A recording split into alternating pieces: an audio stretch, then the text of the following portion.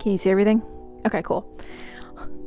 Yeah, you can see everything. Okay, so what's up, everybody? Welcome back to my YouTube channel. My name is Lena Mendoza, and this is where I share anything and everything that I've learned so far in life and share it with you guys. That way you don't have to learn the hard way like I did. If you're new here, please do consider subscribing. I like you already because you're here, so you might as well. I'm just kidding. And if you are a subscriber, how are you guys doing? I hope you guys have a great day, and please let me know in the comment section of whether or not you're real or not, because you never know. You never know if it's bots or actual people, so it'd be good to see you guys. Anyways, we'll go ahead and get started. So as you can see here, I've acquired many luggages / backpacks and things through my traveling experiences. But out of all of them, the one that reigns supreme for the last 2 years is the open story backpack / luggage. And so I'll go ahead and break up the video into 3 parts: a little bit about myself, my travel experiences, and what I think everybody should know before they start traveling, and then thirdly, the actual review of the backpack itself. So if you want to go ahead, just go ahead and skip to the end if you want the review on the backpack. Okay, so for the rest of you guys still here, a little bit about myself. I absolutely got hit by the travel bug right around the age of 13. It wasn't necessarily the trip itself that really got to me. It was the simple fact that it was a plane ride, and the fact that we can do that in today's time, where we can say, oh yeah, we've been up 30,000 feet in the air, and that's a normal thing. To me, that was crazy. And so I can vividly remember it was the American Airlines. Shout out to you guys. I love you guys so much. It was the initial takeoff where you feel the plane going faster until you have that initial lift off.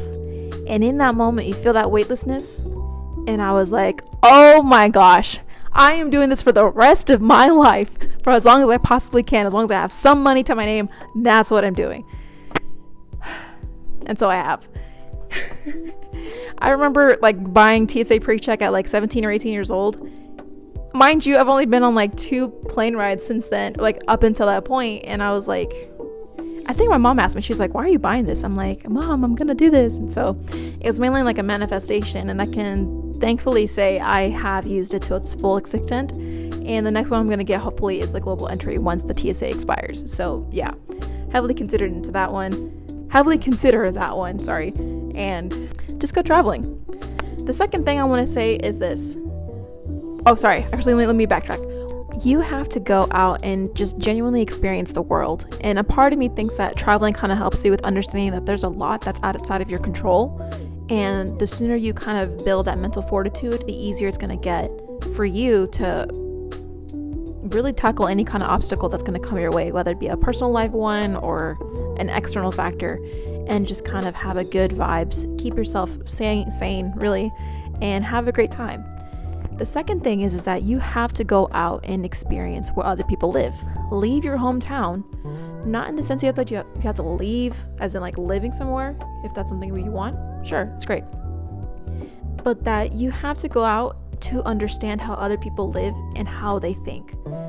So for example, $1 million here in Texas looks a lot different than $1 million in Seattle or in New York or in Mexico or in Guatemala. And I say that as if I have $1 million right now. I don't, but one day I will. So, but what I'm trying to get at is that people think differently, and where they come from has a large part in that. And the sooner you find out how other people work, the better your life will be, because you may meet wonderful people with wonderful experiences that you may never have had if you stayed in the same place your entire life. So take that car ride, take that train ride, take that bus ride, take that plane ride, whatever works within your budget at that current moment. Go ahead and start now. It doesn't have to be a plane. It doesn't have to be Cabo. It doesn't have to be anything luxurious and grandeur. If anything, I would say avoid the giant touristy parts first. Actually, no, just do what you can while you can, okay? I'm not gonna trash on touristic spots, because sometimes that's all people know first, so they can open up that door later, okay? So just saying that now. Secondly, there's a difference between traveling, like a go traveler, and vacationing. Traveler, vacationer. Traveler wakes up at 6 a.m. and is willing to go to all the excursions that they possibly can, because they're here, they might as well use that time now, right? Vacationer, it's like, you know what? I want to wake up at 9 a.m. I want to eat breakfast at the hotel, and I want to be able to walk the town square while I'm here at my own leisure. Who is wrong in this situation? Neither. Both of them are very good forms of traveling. I think I've actually done both, and ones in between where everything's planned out as an itinerary. But as long as you're not forcing your mentality of traveling onto somebody else in case you're with somebody else, that's okay. So before you go traveling with anybody else, I think it's incredibly important to understand what they have in mind and what you have in mind. Okay? So just those 1, 2. The third thing, more than anything, if you lose your stuff, you will be okay. Okay? If you lose your stuff, you will be okay. Okay? As long as you have your ID, your money, or a form of payment, and shoes, everything can be fixed. It really can. I promise you. It's going to be fine. So yeah. Oh shoot, I think I did this too high. So I'll go ahead and start the last section of this video, and that's, lo and behold, why this one is my absolute favorite. Okay, so let's get into it. Here is the Open Story Traveler's Backpack / luggage. In my opinion, I think this is one of the best ones out there. It measures 21 inch by 14 inch by 8.75, internal capacity of 42 liters. I believe that's what that L stands for. Fits up to a 19-inch laptop and has a 5-year limited warranty as long as you have the receipt, the original receipt, mind you. As you can see here, the backpack straps can go inside. You can see me struggling here to pull them out, in case you don't want it as the backpack component and rather like a luggage instead. It does have a buckle in the middle of the chest. I do think that there's one missing at the bottom for your waist, but that's just me because I'm a little short.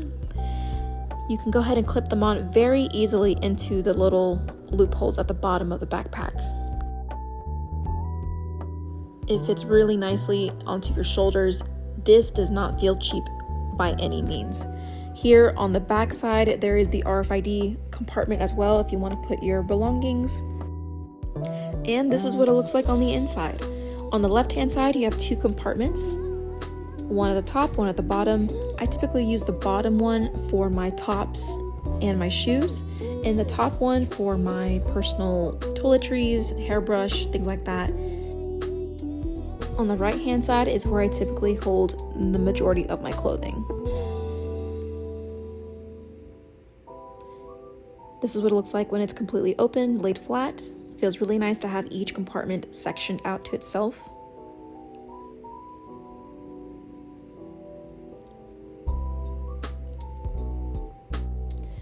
The zipper in the front is really convenient because this is where I can put headphones, chargers, and miscellaneous things I need to quickly access. Here you can see that I actually still hold on to the original warranty card as well as the Target receipt of when I bought it. Multiple compartments. As you can see here, this is the soft velvety pocket inside for any delicate belongings you have, and it goes all the way to the very bottom. The outside fabric is incredibly durable and water resistant. Emphasis on resistant, not waterproof. The zippers are very good quality. It feels like this will last me a very long time as long as I don't drop any glycolic acid on it, because I totally didn't do that. In the second compartment from the front, oh look, more storage. You can't get any better than this, honestly. It feels quality all around. Pockets on pockets on pockets, and here it's just easy access. This is where I typically put my passport or something if I want to, just because I can. There's like 5 places I can put things, and this pocket also goes down to the very bottom as well. I'm gonna zip that up real quick.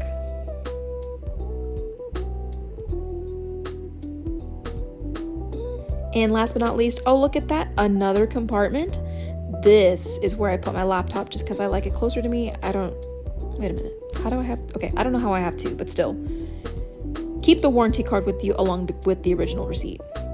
I will say that the side pocket or the side water bottle holder is not the best, knowing how big water bottles these days can be. So I wouldn't really recommend it for that, but you can always get like a carabiner and just attach it to one of the handles.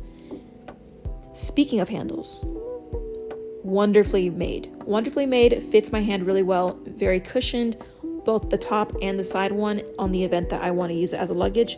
I use this feature a lot more than I would expect, because whenever I'm holding it, it doesn't hurt. So that's the good thing. And yeah, for the most part, oh, here are the clips again. Easy to remove. when you're not stressed. And we're back to where we first started, where I can stuff them back ASAP. You can put stuff into the backpack strap holder section, but honestly, there really is no reason with all the other compartments available. And there we have it. Alright, y'all, so that is a wrap on my absolute favorite backpack / travel carry-on, the Open Story luggage / backpack. If you guys have any questions, comments, or concerns, if you like the backpack or not, if maybe I got the right angles, maybe if I didn't, let me know. And I'd be happy to help you guys out. Catch you on the next one.